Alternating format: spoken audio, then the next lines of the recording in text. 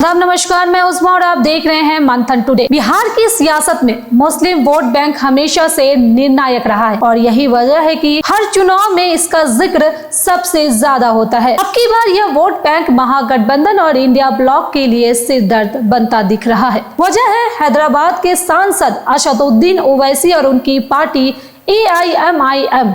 सीमांचल की जमीनी हकीकत बताती है कि ओवैसी सिर्फ बयानबाजी करने वाले नेता नहीं हैं, बल्कि उनके पास अपना स्थायी जनाधार भी है। 2020 के चुनाव में जब उन्होंने 5 सीटें जीत ली तो लालू यादव और नीतीश कुमार दोनों को ही करारा झटका लगा। यही वजह है कि 2025 आते आते ओवैसी का ऑफर इंडिया ब्लॉक के लिए आसान नहीं बल्कि खतरनाक चुनौती साबित हो सकता है। लालू यादव का संकट यह है कि वह AIMIM को गठबंधन में शामिल करे तो भी दिक्कत और बाहर रखे तो भी दिक्कत।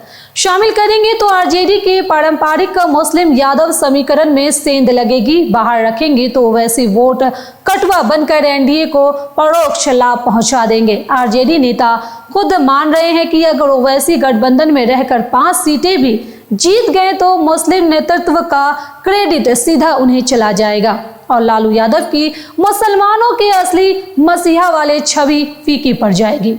यही वजह है कि RJD खुलकर उनके ऑफर से किनारा कर रहा है। पिछले चुनाव में ओवैसी की एंट्री ने सीमांचल की सियासत को पूरी तरह से बदल दिया था। बहादुरगंज, अमौर, बैसी, जोकीहाट और कोचाधाम इन 5 सीटों पर जीत ने यह साबित कर दिया कि मुसलमान मतदाता अब केवल RJD और कांग्रेस के भरोसे नहीं है।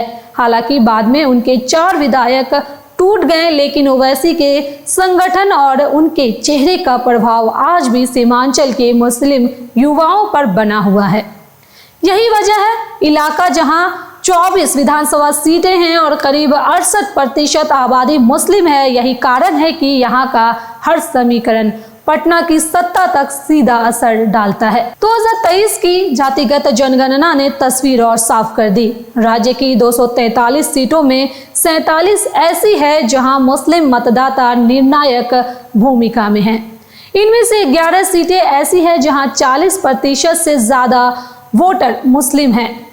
सीमांचल के कई इलाकों में यह आंकड़ा 70% तक पहुंच जाता है। ऐसे में अगर AIMIM ने महागठबंधन से किनारा कर तीसरा मोर्चा बनाकर 100 सीटों पर उम्मीदवार खड़ा कर दिया तो मुकाबला तिनकोना हो जाएगा और सीधा इसका फायदा BJP को मिल सकता है। इंडियन ब्लॉक की मुश्किल ये भी है कि कांग्रेस पहले से लालू यादव के साथ है और मुस्लिम वोटरों को लेकर वही पारंपरिक रणनीति अपनाना चाहती है, लेकिन AIMIM का आरोप है कि RJD को सिर्फ वोट चाहिए, मुस्लिम नेतृत्व से नफरत है।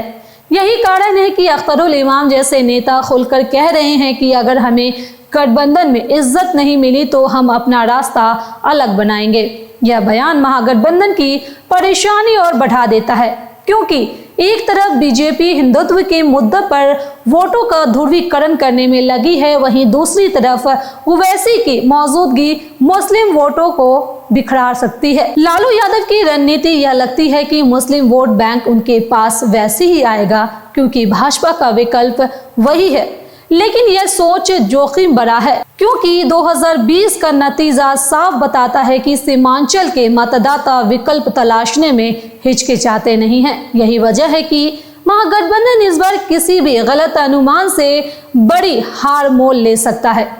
नीतीश कुमार भले ही NDA में जाकर अपनी जमीन बचाने की कोशिश कर रहे हों, लेकिन मुस्लिम वोट बैंक का सीधा असर BJP RJD दोनों के भविष्य पर पड़ने वाला है। बिहार की राजनीति में गठबंधन हमेशा से सफलता की गारंटी रहा है, लेकिन इस बार तस्वीर उल्टी भी पड़ सकती है। अगर ओवैसी का दांव सफल हो गया तो न सिर्फ महागठबंधन का खेल बिगड़ेगा बल्कि BJP भी अप्रत्यक्ष रूप से सबसे बड़ा लाभार्थी बन जाएगी।